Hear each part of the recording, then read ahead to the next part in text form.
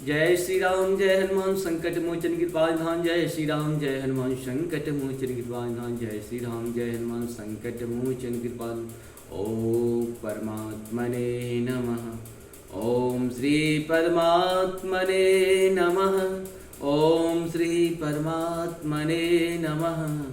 ओम श्री परमात्मने नमः।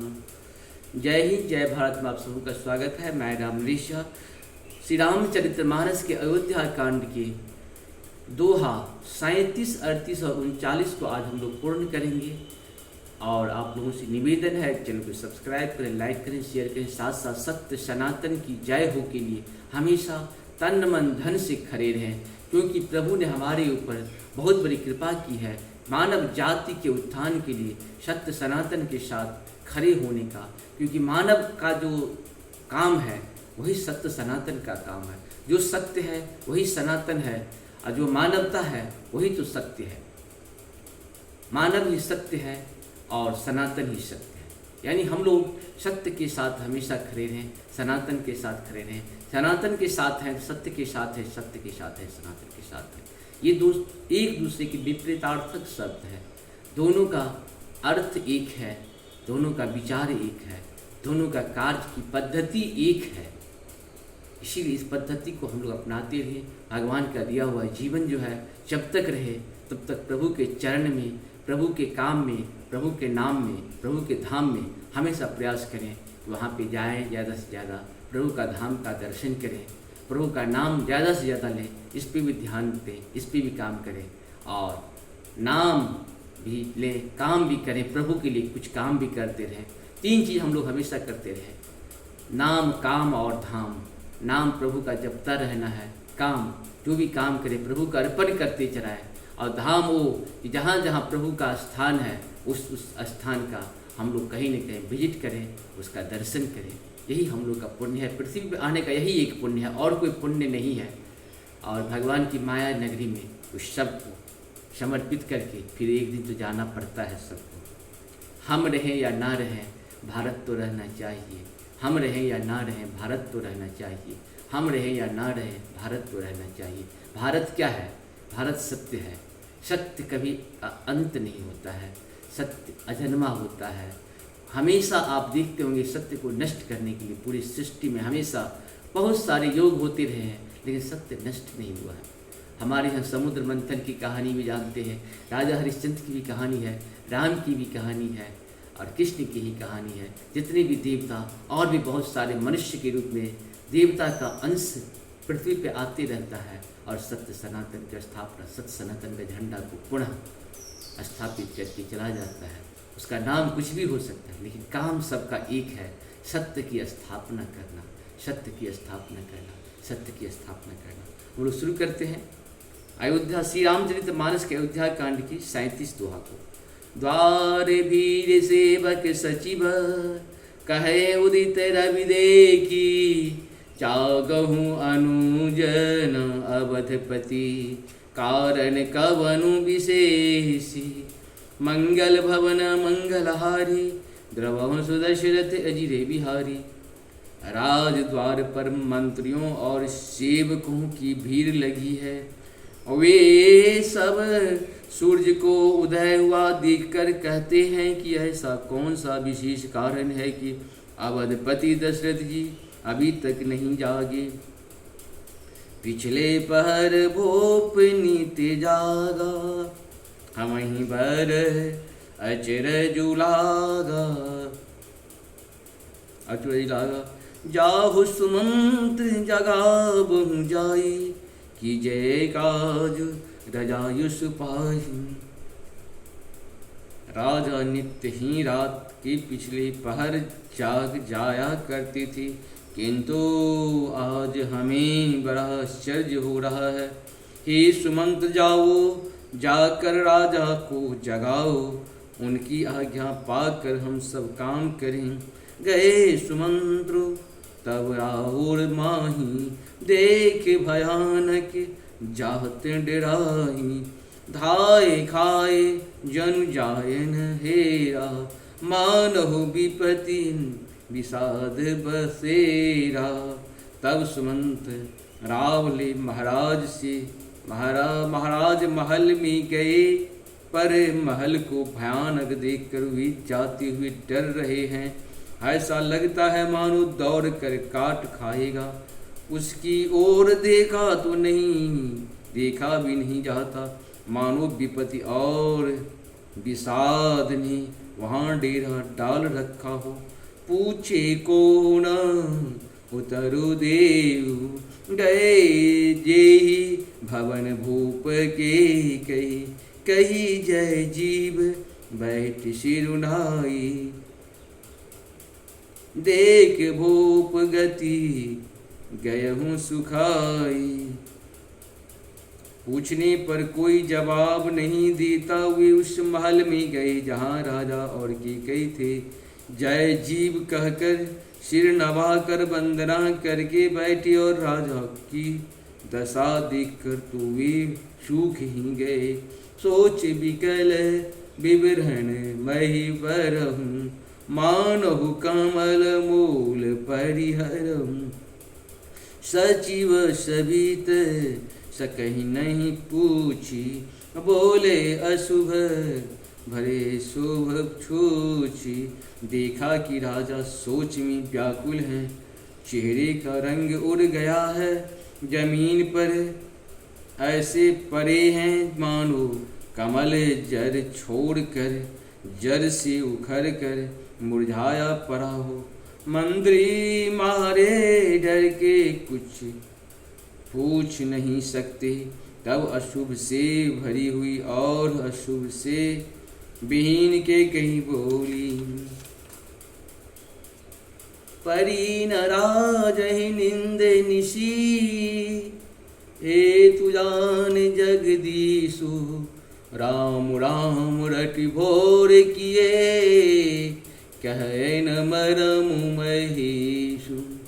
मंगल भवन मंगलहारी, द्रवहु सुदशरथ अजिरे बिहारी। राजा को रात भर नींद नहीं आई, इसका कारण जगदीश्वर ही जाने। उन्होंने राम राम रटकर सवेरा कर दिया, परंतु इसका भेद राजा कुछ भी नहीं बतलाते। आनहु राम बेग बुलाई, समाचार तब पूछऊँ आई।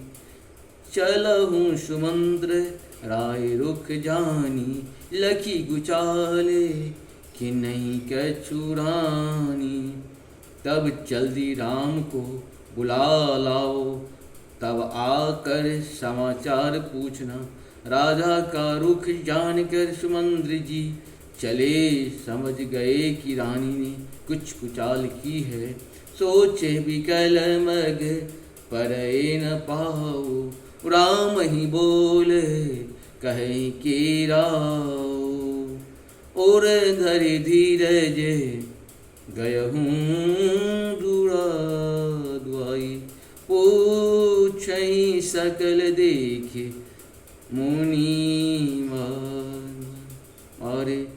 सुमंत्र सोच से व्याकुल है, रास्ते पर पैर नहीं पड़ता, आगे बढ़ा नहीं जाता। सोचते हैं राम जी को बुला कर राजा क्या कहेंगे। किसी तरह हृदय में धीरज धरकर वे द्वार पर गए। सब लोग उनको मन मारे उदास देखकर पूछने लगे। समाधान करी सो सब ही किया, गयहूँ जहाँ दिन कर कुल टीका। राम सुमंत्र ही आवत देखा, आदर किन्न पिधा सम लेखा। मंगल भवन मंगलहारी, द्रवम सुदशरथ अजित बिहारी। सब लोगों का समाधान करके किसी तरह समझा बुझा कर सुमंत्र वहाँ गए जहाँ सूर्य कुल के तिलक श्री रामचंद्र जी थे। श्री रामचंद्र जी ने सुमंत्र जी को आते देखा तो पिता के समान समझकर उनका आदर किया। निरख भदनु कही भूप रजाई, रघुकुल दीपहिं चलऊँ ले भाई। राम कुभांति सचिव संग जाहि। देख लोग तहूँ जहूँ तहूँ बेल खाही। श्री रामचंद्र जी के मुख को देखकर और राधा की आज्ञा सुनकर, राम जी की आज्ञा सुनाकर वे रघुकुल के दीपक श्री रामचंद्र जी को अपने साथ लिवा चले। श्री रामचंद्र जी मंत्री के साथ बुरी तरह से बिना किसी लावाज में के जा रहे हैं, यह देखकर लोग जहाँ तहाँ विवाद कर रहे। जाय दीक रघुवंश मणि नरपति नीर निपत कुसाजु। सहमि परौलखि सिंधु निधि मनहु वृद्ध गजराज। मंगल भवन मंगलहारी द्रवहंस दशरथ अजिरे बिहारी। रघुवंश मणि श्री रामचंद्र जी ने जाकर देखा कि राधा अत्यंत ही बुरी हाल में पड़े हैं। मानो सिंघिनी को देखकर कोई बूढ़ा गजराज सहम कर गिर पड़ा हो। सो कहीं अधर जरई सब अंग मनहु दीन मनिहीन भुअंगु। सरुष समीप दीख के कई मानहु मीचु धरे गनी ले। राजा के होठ सूख रहे हैं और सारा शरीर जल रहा है, मानो मणि के बिना सांप दुखी हो रहा है। वो दुखी हो रहा हो पासी क्रोध से भरी के कई को देखा नहीं। देखा मानो साक्षात मृत्यु ही बैठी। राजा के जीवन की अंतिम घड़ियां गिन रहे। कही हो करुणामय मृदुराम सुभाऊ। प्रथम देख दुख सुना न काऊ। तदपि धीर धरी समो बिचारी। पूछे मधुर बचन महतारी। रामचंद्र जी का स्वभाव कोमल और करुणामय है। उन्होंने अपने जीवन में पहली बार यह दुख देखा। इससे पहले कभी उन्होंने दुख सुना भी न था।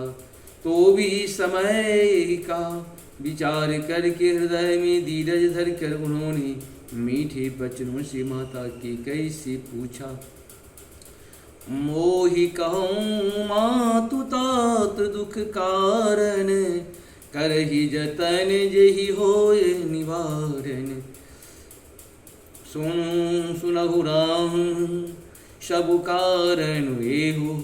राजहि तुम पर बहुत स्नेह। हे माता, मुझे पिताजी के दुख का कारण कहो, ताकि जिससे उसका निवारण हो, दुख दूर हो, वह यत्न किया जाए। कैकेयी ने कहा, हे राम, सुनो, सारा कारण यही है कि राजा का तुम पर बहुत स्नेह है। देन कहीन मोहि दुय बरदाना। मांगहु जो कछु मोहे सुहाना। सो सुनि भयहु भूप उर सोचू। छाड़ि न सकहि तुम्हारे संकोचू। इन्होंने मुझे 2 वरदान देने को कहा था। मुझे जो कुछ अच्छा लगा वही मैंने मांगा। उसे सुनकर राजा के हृदय में सोच हो गया, क्योंकि ये तुम्हारे संकोच नहीं छोड़ सकते। सुत स्नेह हित बचन होता। संकट पर नरेशु। सकतु न आय सुधरहु सिरा। मीटहु कठिन कलेश। मंगल भवन मंगलहारी द्रवहु सुत दशरथ अजिरे बिहारी। मंगल भवन मंगलहारी द्रवहु सुत दशरथ अजिरे बिहारी। इस प्रकार से हम लोग का अयोध्या कांड का ये पूर्ण हुआ। आप सबों को बहुत बहुत धन्यवाद। नमस्कार।